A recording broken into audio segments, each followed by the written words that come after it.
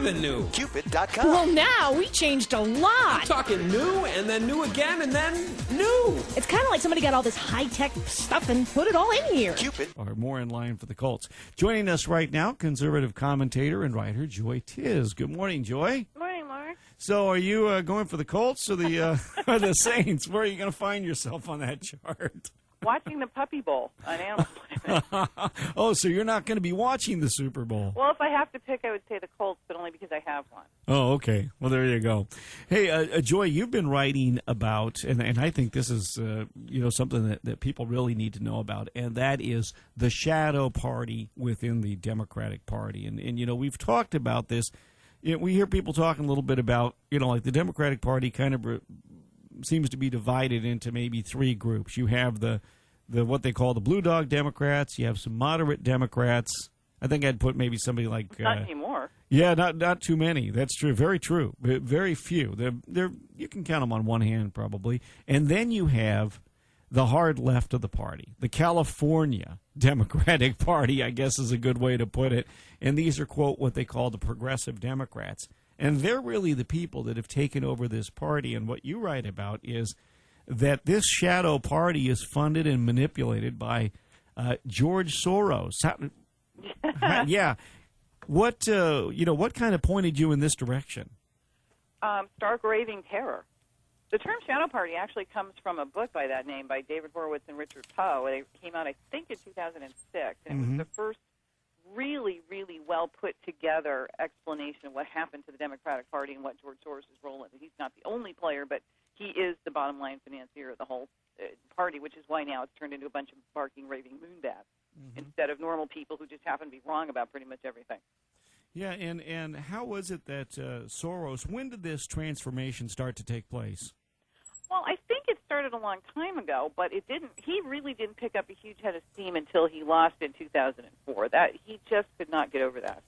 It started before that, but he really, really went all out against George W. Bush in 2004. He could not believe that John Kerry lost that election, and has been on a tear ever since. It like I said, it started probably a decade before that. I mean, historically, what Soros does is he goes to countries that have weaker, collapsing currencies and pushes them over the edge and makes a lot of money. That's one of his things that he does. Right.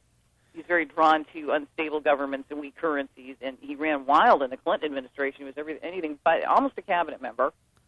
And then they sent him and a couple other people to the Soviet Union after it collapsed, which was just an incredible opportunity for the United States to prop up the new government. And instead, he just raided the place like he usually does. He just looted it.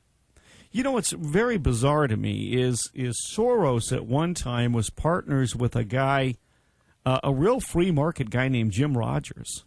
Well, he goes where the money is. I mean, he's a hedge fund manager. Okay, yeah. He has no real core principles other than this one world global society that he'll get to run. Is that where he's coming from? That he thinks he's smarter than everybody else, and he ought to have his hand on the lever? Absolutely. He's maybe more of a dangerous narcissist, much more of a dangerous narcissist than Barack Obama, who's basically just a little flim-flam man. Yeah, well, the thing is, with an elected official, at least you can have some sort of, there can be checks and balances on elected officials. Theoretically. If we follow the Constitution, but... Yeah, well, we don't look at that anymore. Yeah, but a free agent like Soros, I mean, how do you control a guy like George Soros? Well, obviously you can't. I mean, he's been convicted of insider trading in France, which is a felony. He tanked the British pound, and I thought it was really interesting that during the last election, Iraq became a non-starter because we were winning, so the Democrats couldn't use that anymore. So all of a sudden, the entire stock market was about to collapse in September of 2008 when Obama's being bankrolled by probably the world's greatest currency manipulator. I'm thinking that is an incredible coincidence. Any idea how much money George Soros put into the 2008 election? We'll never know that because he's got so many organizations. MoveOn.org is the most visible of his Open Society Institute. And he was the driver behind campaign finance reform. This whole 527 business was George Soros' baby. He invented it. He suckerooed John McCain and Russ Feingold into it using phony polls, like they tried to do with health care for a while, saying the American public, this is their number one issue is campaign finance reform. We'll talk about a couple of the organizations he's funded. Now, you don't need to go into MoveOn.org because everybody knows about MoveOn.org, but Open Society Institute. I think very few of our listeners or Americans even know about OSI. What is this? Oh, that is his premier foundation. I highly recommend everybody go over there and look at the the Soros platform. They're identical. If you want to know what he's going to do next, just look at the OSI website. Up next will be immigration. There's no question about it. It's big open borders push. Or you could actually go to